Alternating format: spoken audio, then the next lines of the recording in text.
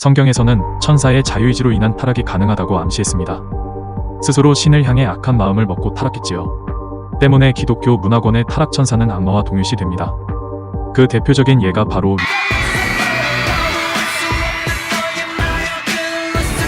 루시퍼인데, 이사야서와 루카 복음서의 유사성 때문에 루시퍼와 사탄은 서로 동일시된 것이지요. 루시퍼도 하늘에서 떨어지고 사탄도 하늘에서 떨어지는 장면이 있기 때문이죠. 그런데 사탄과 루시퍼 모두 성경에서 실체를 가진 존재를 나타내는 고유명사인지는 불분명합니다. 해석이 애매하거든요. 천주교에서는 천사가 타락한 존재를 인정하는 것이지, 대중문화의 단골 캐릭터인 루시퍼라는 이름의 타락한 천사의 존재를 인정하는 것이 아닙니다. 천주교에서도 한때 루시퍼를 실체로 보고 성경에서 고유명사로 표기했던 적이 있습니다. 무려 대신학자이자 성인인 아우구스티누스를 포함 초기 기독교의 교부들 대부분이 이사야서의 루치페르를 사탄과 동일인으로 여겼기 때문이죠. 개신교의 킹스 제임스 버전의 성경도 이 영향을 받아 루시퍼를 고유명사로 표기하고 있습니다. 여기서 어떤 분들은 루시퍼, 즉 루치페르의 발음을 보고 뭔가 천사 이름 같으니 이 이름의 천사가 타락한 거라고 생각하실 수도 있는데, 미카엘 가브리엘처럼 천사명은 엘자 돌림이지요. 그러니까 루치페르를 줄이면 루치펠이 되겠네. 루치펠이란 천사였구만. 뭔 개소리야! 그런데 루치페르와 미카엘은 어원이 다릅니다. 아예 다른 언어이고요. 미카엘은 히브리어이고 엘은 하느님을 뜻합니다. 루치페르는 라틴어이고 페르는 전달하다는 뜻을 가진 어미입니다. 이사야서 14장의 루치페르의 히브리어 원문은 헬렐이며 빛을 발하는 자라는 뜻을 라틴어로 번역한 게 루치페르입니다. 이렇게 보면 루치페르는 그냥 일반 명사로 천사의 이름도 아니며 악마라는 의미도 전혀 없습니다. 만약 타락한 천사의 이름을 찾는다면 히브리어 헬렐이 되어야 합니다. 엘자 돌림이니까. 뭔 개소리야! 그러나 아쉽게도 헬렐은 유대교 전승 어디에도 천사의 이름으로 쓰이지 않았으며 히브리어 성경에서 이사야서에 한 번만 등장합니다. 반면 루치페르는 라틴어 성경에서 일반 명사로 의미의 존귀함과 아름다움 때문에 뛰어난 이들을 수식하는 단어로 다양하게 사용되었습니다. 그 용례에 따라 예수님을 루치페르로 표현하기도 했습니다. 이렇게 보면 루시퍼는 실체가 없는 일반 명사입니다. 그런데 출전인 이사야서 14장의 해석에 따라 루치페르를 고유명사적인 존재로 볼 수도 있습니다. 이사야서 14장의 각국 번역을 보면 헬렐을 빛을 발하는 자라는 추상명사가 아닌 계명성, 금성샛별이라는 천체명, 즉 고유명사로 번역을 했습니다. 일단 히브리어 원문부터 헬렐이 샛별의 뜻으로 쓰였습니다. 그럼 이 헬렐, 샛별이 왜 갑자기 바빌론 왕을 비유한 것일까요? 유대인들이 이민족과의 접촉 과정에서 헤브라이즘에 편입한 어떤 존재일 가능성이 있습니다. 헤브라이즘에서 칼데아 문화를 섭렵하면서 통합된 전승의 일부가 된 것, 즉 태양신과 계명성의 전투라는 테마가 반영된 것이지요. 서사시를 보면 신화의 내용을 차용해서 운유한 것이 많습니다. 웬일이냐? 뭐 새벽 여신의 아들 샛별아, 내가 하늘에서 떨어지다니? 이사야서 14장 12절. 이 구절이 서사시적 수사법을 사용한 것으로 악마, 타락천사를 바빌론의 신화에 반영하여 비유한 것으로 볼 수가 있습니다. 서기 3세기 초의 교보 오리게네스는 악마론을 정립하면서 당시 바빌로니아 왕국이 대체 어디서 그런 힘이 나온 것인지는 알 수 없지만 주변 민족들을 차례차례 정벌하였으며 그들은 자신들이 신의 의지를 대행하고 있다고 여겼는데 실은 그것이 바로 타락천사의 행각이었다는 것이라고 설명합니다. 이사야서에 나온 교만에 빠진 바빌론 왕이 루시퍼의 빙이 되어 그간 악행을 저지르다 몰락한 것으로 해석할 수가 있지요. 새벽 여신의 아들 샛별이라고 표현한 것이 칼데아 즉 바빌론 지방의 신화적 서사를 차용해서 바빌론 왕과 타락천사를 비유했다고 보면 히브리어 헬렐은 샛별이라는 천체 이상의 어떤 존재를 지칭하게 됩니다. 이를 또 라틴어로 번역하면서 샛별이란 뜻으로 루치페르를 썼다면 루치페르 역시 실체가 있는 고유명사가 되는 것이죠.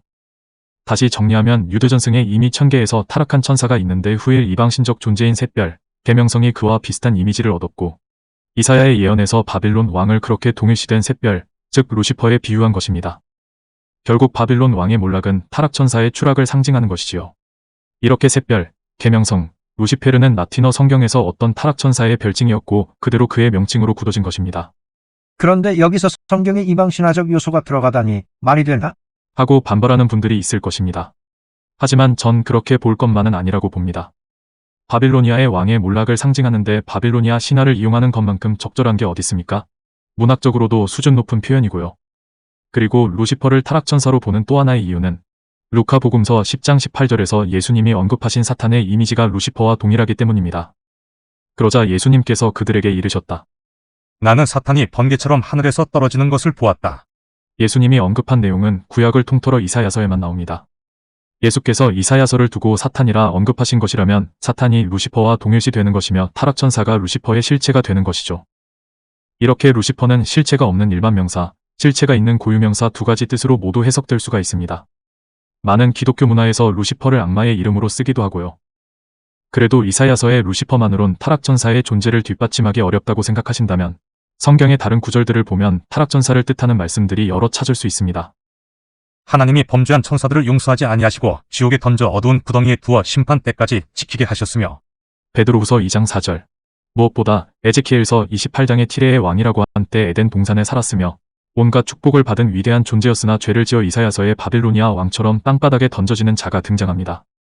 너는 완전함의 본보기로서 지혜와 더없는 아름다움으로 가득 차 하느님의 동산 에덴에서 살았다. 중약.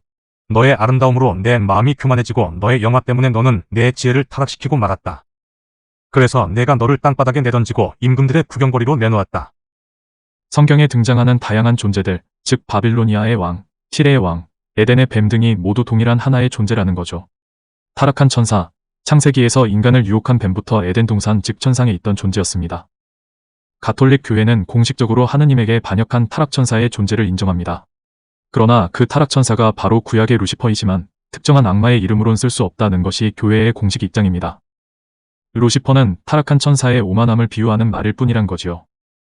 현재는 아예 라틴어 성경에서 루시퍼를 소문자 즉 일반 명사로 표시하고 있습니다.